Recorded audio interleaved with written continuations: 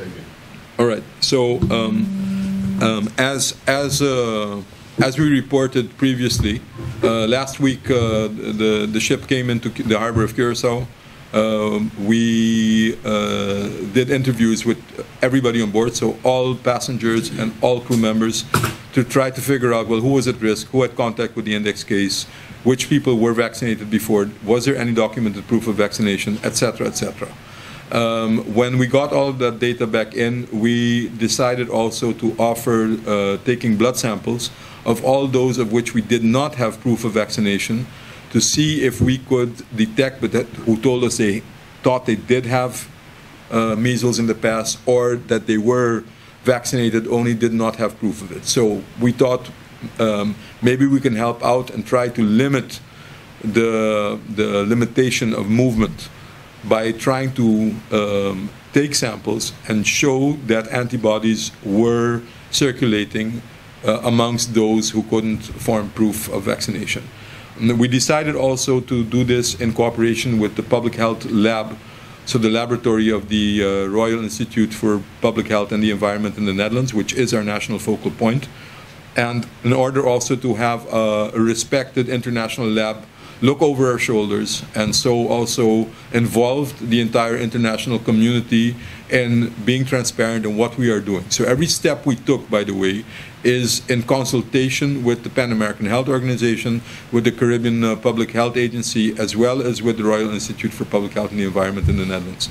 So we proposed all of the steps that we took consequentially to everybody that was involved, and up until now, until the day of today, they agreed with all the steps that we took. So we sent samples to the Netherlands.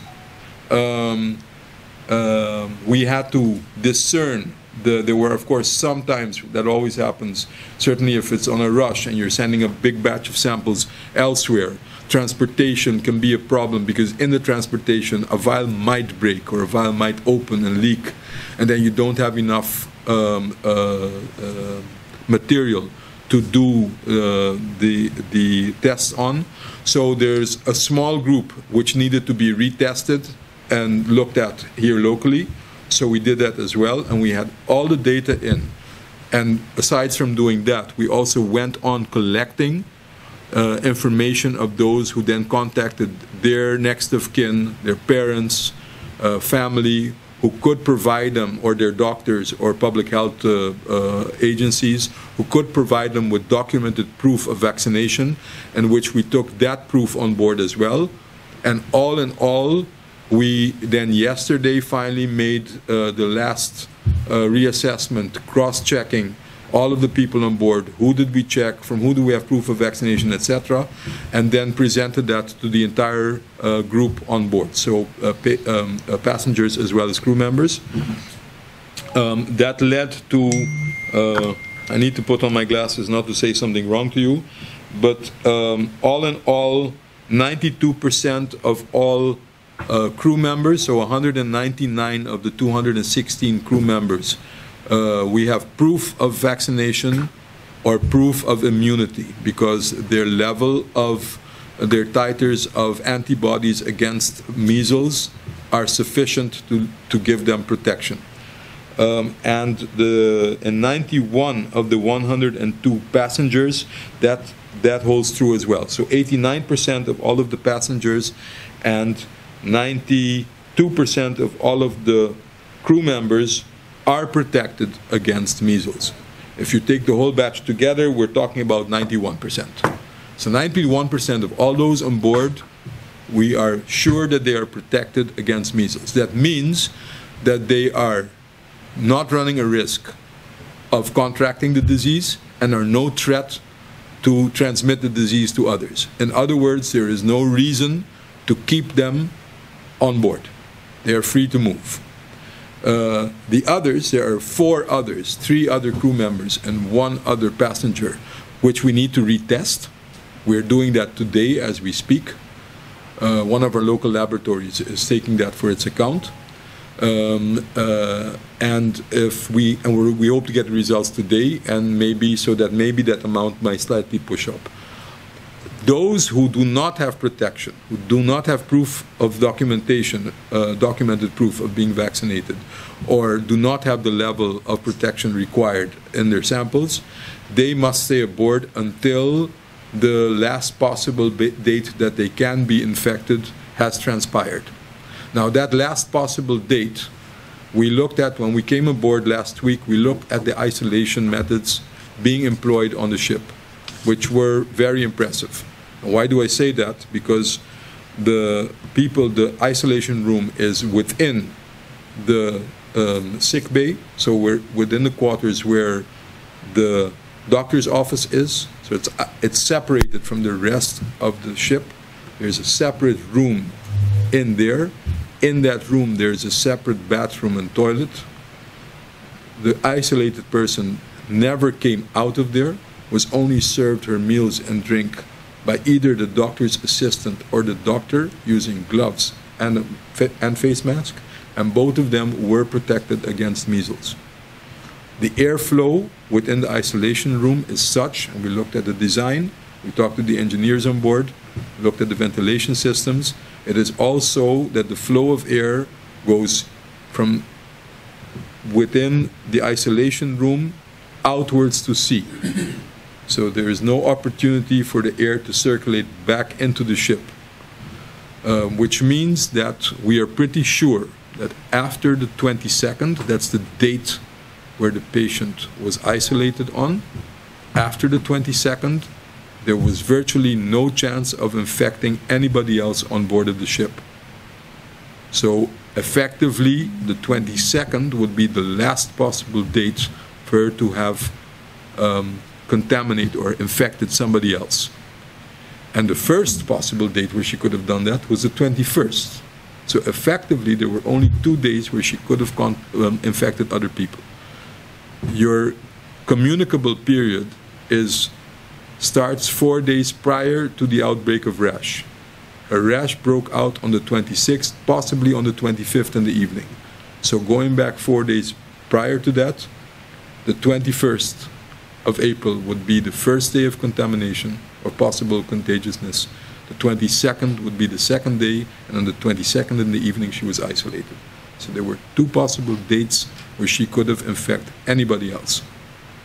So consequently, if you take that as your last date and you count the maximum period of incubation time, then the so-called quarantine can be lifted on the 13th of May. So after the 13th of May, everybody on board, including those who did not test sufficiently protected for measles, are free to move. They will be offered vaccination, and we also, of course, discussed vaccination policies with the ship. So we advised that vaccination policies should be in place for their crew, but also possibly the advice going for their passengers coming on board to them. Those who are not vaccinated yet should be offered vaccination now.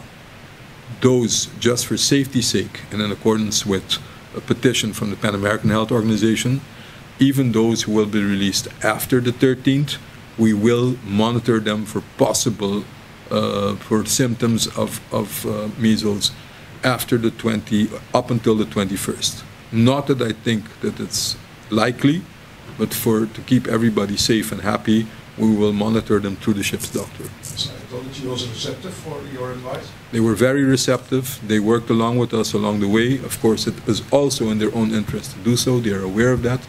They're also aware that the whole world is watching. I must say, I've said that from the beginning on.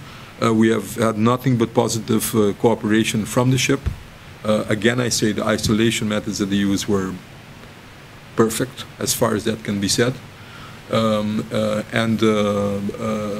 They did everything in their power also to facilitate that we could do our work as good as we can. And they stuck to all of the recommendations that we gave them until now. And I know it's been, of course, that doesn't only go for them. It's not because of Scientology or not Scientology, but every ship that has to go through this, it's, of course, a very stressful situation.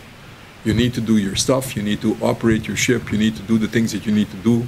Your passengers are anxious because they don't like to be cooped up in the ship the whole time. So, of course, and I must say, the level of anxiety was okay. People understood. Also, passengers and crew, everybody was helpful. People understood. Yes, I think, of course, they were extremely happy to hear that they could leave the ship. I got an enormously loud applause while I didn't do anything. It's not, but so that was very nice, and they were receptive. They were also happy, of course, that we helped, that we did our work, and they appreciated that. So, and we divulged the information for all of those who could not leave the ship yet because they were not protected. They all got the passengers at least last night were told that on an individual basis. All the passengers are getting their individual test results back. So we have copies of that as well. The doctor on board will take care of that. They will be offered vaccination as well. And after the 13th, they too are free to go. Can you tell us a bit more about the 108 people who visited the FreeWinds in the period before the wreck of this patient? There are a few groups. There are some people who visited the FreeWinds while the FreeWinds was in Aruba, local people who visited certain events on the FreeWinds, and there are also local people in Curacao who visited the FreeWinds. And then we're talking about the period between the 21st and let's say the 28th.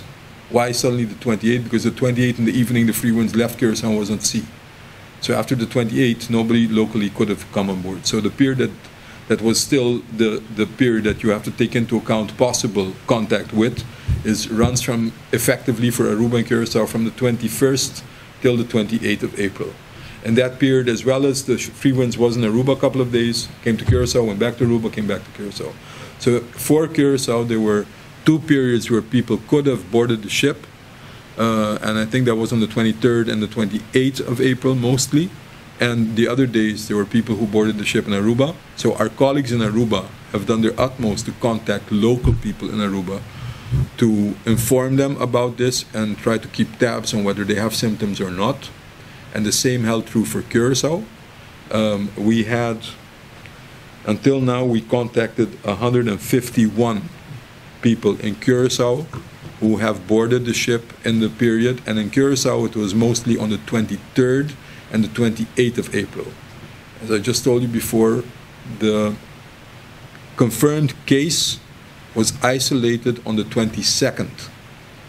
Counting back from when she started evolving rash, she could have been infectious, so communicable, from the 21st. So the 21st and the 22nd were dates that she possibly could have infected other people. After the 22nd, 11 o'clock in the evening, she was isolated. So there are only 2 possible days where she could have infected anybody else. So, and the people in Curacao who came aboard were after the 22nd. They were either the 23rd or the 28th. So, in fact, there is it is extremely unlikely that local people could have been infected on board of the FreeWinds. On top of that, the vaccination rate in Curacao is pretty okay. So we're not really very scared about that, and maybe it's a good thing to reiterate this for the international community. Remember, people, we're talking about 1 confirmed case on a ship, of which all of the things that we've been doing are to try to prevent further spread, not only for us or for the ship, but also for the international community. The reason I'm saying that is, you know that measles is very contagious. You know that measles can be transmitted before you even experience disease yourself.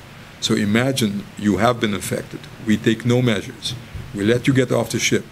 We let you board a plane. You might be contagious yourself and not know about it. You're spreading the disease by talking, by coughing, by sneezing on the airplane to different people who from there on move to different places in the world. And from there on you keep on spreading. So to try to avoid that spread, that's why it's necessary to take these measures. And again, I repeat, it's our joint obligation to try to limit the spread of the disease, because of course the more it spreads, the more opportunity for severe complications exists. And especially in countries where the vaccination rate is low and where there is poverty and malnutrition, the opportunity of creating severe disease and creating a lot of havoc is even bigger. So, again, it is our collective responsibility to avoid and stop spread. That's why we're taking all of these measures. Not because there is a measles outbreak on Curacao. There is not. There is no measles in Curacao. There is one confirmed case of measles aboard the ship. There are no other cases of measles on the ship. There are no other cases of measles in Curacao. And we're doing these measures to prevent spread. There's no measles on Curacao. I hope that's clear. So, and it's also important, again, to reiterate that all of the steps we are taking, we're doing this jointly, and we're divulging all the steps and putting forward to them what we are doing to the international scientific community and international organizations. So, including the Pan American Health Organization, the Caribbean Public Health Agency, as well as the Royal Institute for Public Health and the Environment. And up until now, they have agreed to all of our proposals and our mode of operating and dealing with this situation. There were rumors that the leader of Scientology, David Miscavige, was on board. Can you say anything about that? I have no idea. It's not that I'm avoiding an answer, but I have no idea. Look, for all clarity, that is none of my concern. My concern is protecting people in general, be it people on board of the ship, be it people on the island, being the people in the international community. That is our obligation as public health servants. We try to protect people, all people. Thank you. You're very